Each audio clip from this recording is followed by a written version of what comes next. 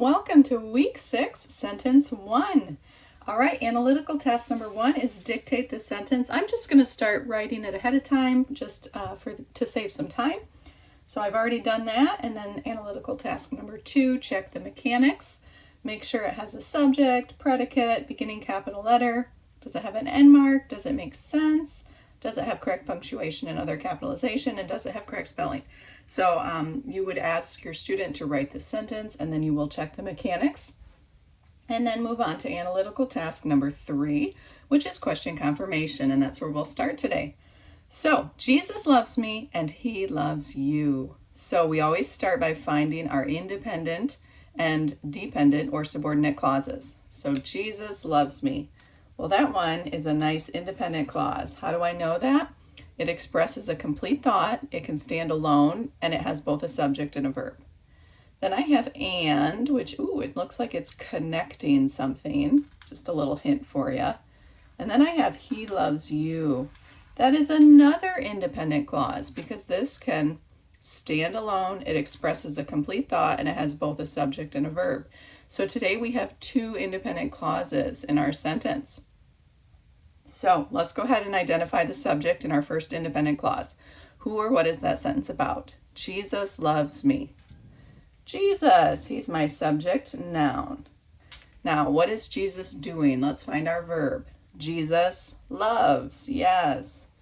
So that's my verb, and hopefully you've got that linking verb song memorized, and you know that loves is not a linking verb. It's an action verb. So then you have to ask yourself, is it transitive or intransitive? Is the action of love being transferred to someone or something? So Jesus loves who or what? Me. We have a direct object. So because that love is being transferred to something or someone, that will be the direct object, and then loves is a transitive verb. Okay, let's go ahead and do our second independent clause. Start by finding the subject. Who or what is this sentence about? He loves you. He, and that's our subject pronoun. He is a pronoun. What is he doing? Let's find our verb. He's loving. So we know that that's not a linking verb. So we have to ask ourselves, is it intransitive or is it transitive? Is the action of love being transferred to something or someone? He loves who or what? You. Yes, it is. So you is our direct object, making loves a transitive verb. Then last we have this and hopefully that's already coming out like, I know what that is, because that is part of our fanboys. For, and, nor, but, or, yet, so. Fanboys is all you need to know. So that's our acronym that we use to help us remember coordinating conjunctions, because if you're coordinated in your outfit, you of course carry around a fan. So that is our conjunction. And it is a coordinating conjunction. Okay, let's go ahead and do our sentence classification. So I'll use chart A today. So what is the structure of this sentence? Well, we have 2 independent clauses, a comma, and a coordinating conjunction. So we have a compound sentence today. What is the purpose? Well, I see an exclamation mark, so it's exclamatory. And then what is the pattern? Well, today we have SVT-DO, SVT-DO. So we have 2 SVT-DOs for the pattern.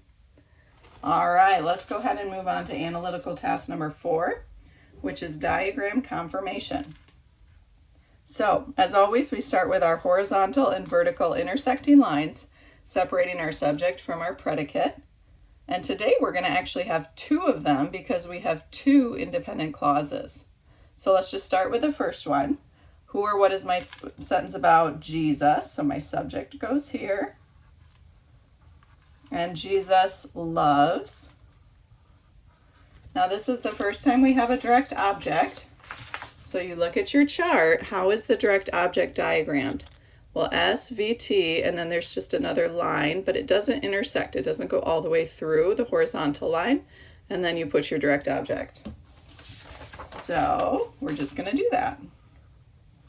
And then Jesus loves me. Beautiful. Then we have another independent clause, so horizontal, vertical, intersecting line, separating subject and predicate. So now we have he loves you. He is my subject. Loves is my verb.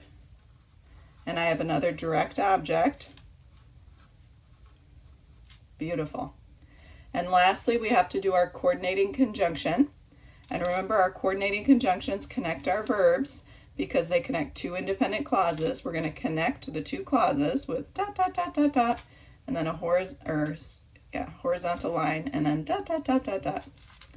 And then you just put your conjunction right on that line. That looks beautiful. All right, well done. Let's go ahead and move on to analytical task number 5, which is modification confirmation. So let's go ahead and rewrite by purpose using the simple structure. So a declarative sentence would just make a statement. Jesus loves me. Love it.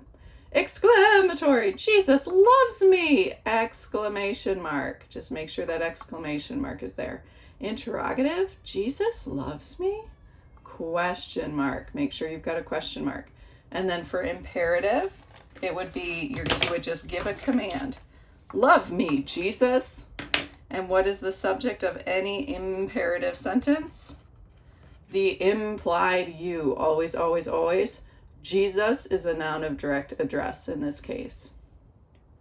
All right, let's move on to rewrite by structure using the declarative purpose.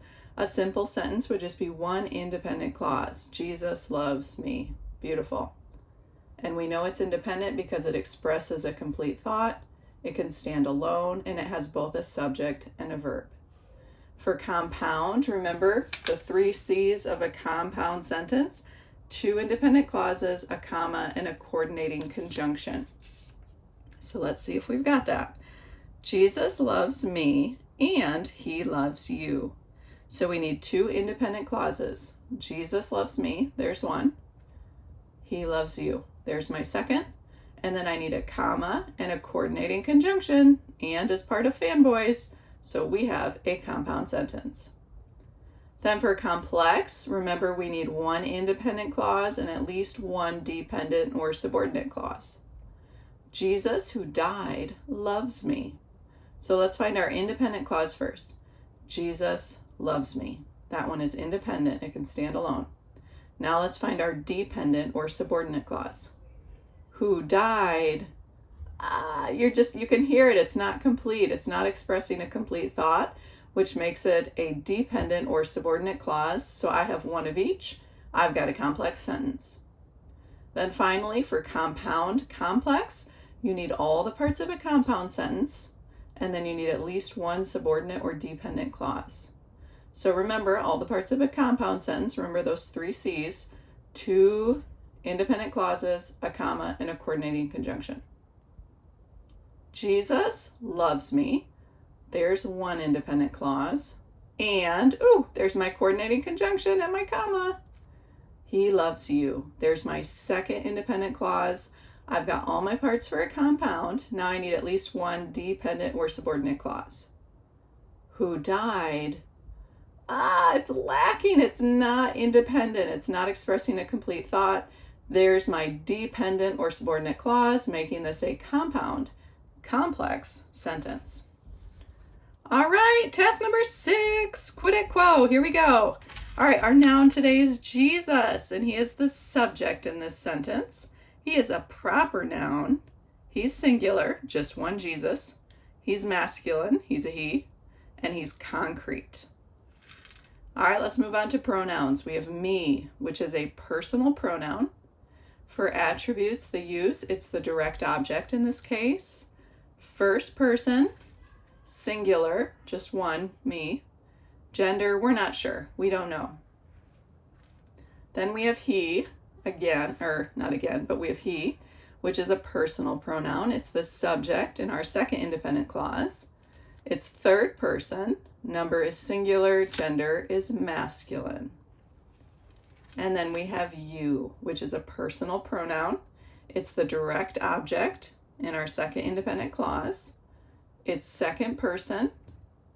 And then the number, we're not sure, unknown. And gender, we're not sure.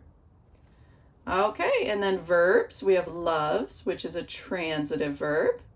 Person is third, number is singular, voice active, mood indicative, time present, form simple. And then we have loves, which is a transitive verb.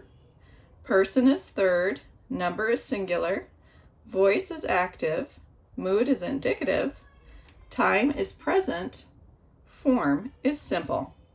And then finally we have our conjunction, which is and. It's part of fanboys and it's coordinating. Excellent job, everyone.